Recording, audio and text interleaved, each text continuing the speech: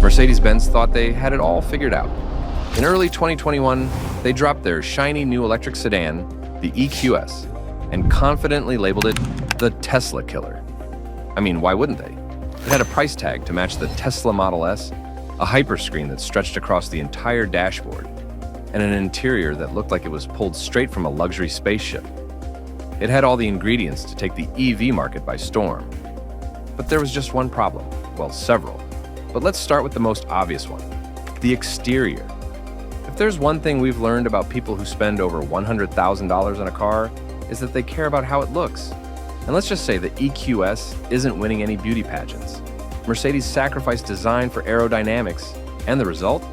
A car that looks more like an egg on wheels than a sleek, cutting-edge luxury sedan. So, what went wrong? How did Mercedes manage to make a car with so much promise, only for it to flop harder than anyone expected? Let's dig into the EQS disaster and what it means for the future of Mercedes.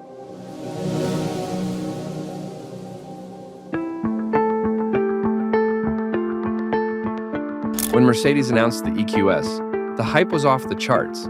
It was supposed to be their magnum opus, the car that would make Tesla look like yesterday's news. Fully electric, ultra-luxurious, and backed by the prestige of the S-Class nameplate, the EQS had all the makings of a game-changer in the luxury EV space. It wasn't just another electric car. It was Mercedes saying, "We're serious about electric, and we're ready to take on Tesla." The interior of the EQS, let's just say, it had everyone's jaws on the floor. The massive hyperscreen was plastered across the dashboard like something out of a sci-fi movie. The seats? Wrapped in the finest materials, designed to make you feel like royalty on wheels. But the EQS interior didn't just look good. It was packed with tech that Mercedes promised would redefine the driving experience. In short, this car was supposed to be the future. But despite all this, one glaring issue overshadowed the EQS's impressive interior and technology: its exterior design. And that's where the problems really began for Mercedes.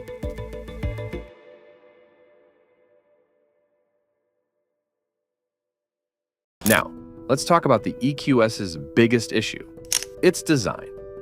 Mercedes went all in on aerodynamics, and in the process, they forgot something critical. People actually have to want to be seen driving the car. To be fair, they achieved an impressive drag coefficient, one of the lowest ever in a production car. But here's the problem. When you're dropping over $100,000 on a luxury sedan, you're not just paying for aerodynamics. You want something that turns heads, and not because people are wondering what weird spaceship just pulled up next to them. The exterior of the EQS, well, it's a slippery, egg-shaped blob that looks like Mercedes threw style out the window. Sure, it's efficient, but let's be real. No one was asking for an electric car that prioritized aerodynamics over looks. Especially not the typical S-Class buyer who's used to a sleek, commanding presence on the road. This wasn't that. Take the front of the car, for example. Instead of the iconic Mercedes grille that symbolizes power and luxury, the EQS has this smooth, featureless surface that looks like someone just forgot to finish the design. It's as if Mercedes tried so hard to make the car look futuristic that they forgot what their audience actually wanted. And it didn't stop there. The side profile is a continuous curve with no sharp lines, giving it a very jelly bean look. If that was a design choice to make the car more aerodynamic, mission accomplished. But it's a choice that also made the car completely forgettable. People buying an S-Class or its electric counterpart aren't just looking for efficiency. They want something that screams status. And this, it just didn't. Even the rear of the EQS doesn't help its case. Instead of the bold, aggressive lines that you might expect from a luxury car, it's as if the back of the car just melts into the pavement. Mercedes clearly sacrificed too much in the name of aerodynamics, and it showed. For Mercedes, this was a huge miscalculation. Buyers at this price point want to feel proud of what they're driving, and that means having a car that looks as good as it drives. And the EQS, it just couldn't deliver on that front.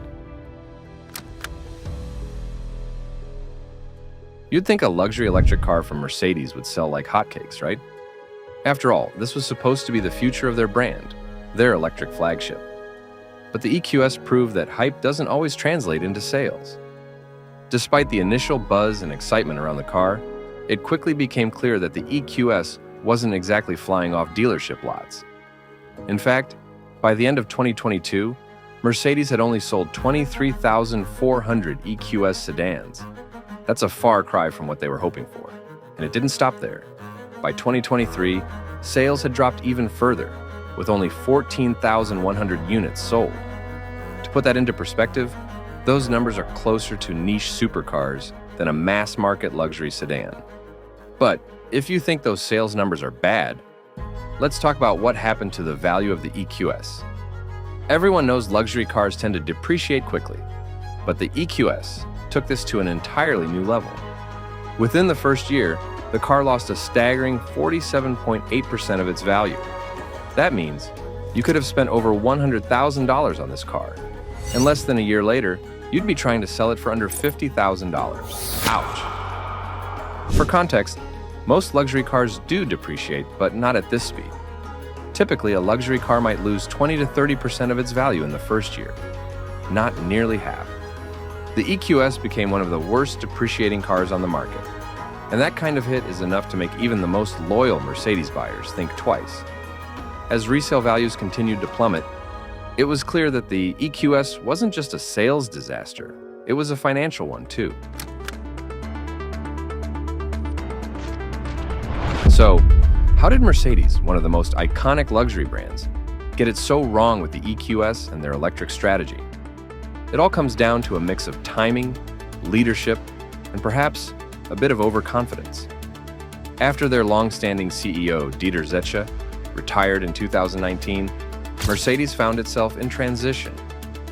New CEO Ola Källenius stepped in just as Tesla was taking over the electric market, with new players like Rivian and Lucid entering the scene. Mercedes needed to make a splash, and the EQS was meant to be their big move. But in their rush to compete, Mercedes made a critical mistake. They lost sight of their audience. Sure, electrification was the future, but their core luxury buyers didn't want a futuristic overhaul. The EQS, with its egg-shaped exterior and minimalist design, didn't deliver the luxury or status that these buyers were used to. Instead, Mercedes bet on efficiency and aerodynamics over what really mattered to their high-end customers. The result? The EQ lineup became a harsh lesson in losing touch with what customers actually wanted. However, Mercedes is learning from their mistakes. They're already shifting their approach, as seen with the upcoming electric G-Class, which retains the bold, rugged look that their fans love. Can Mercedes bounce back and lead the EV market? Only time will tell. But for now, the EQS stands as a reminder that even the most established brands can stumble when they lose touch with their roots. Thanks for watching. Be sure to like, subscribe, and share your thoughts in the comments below.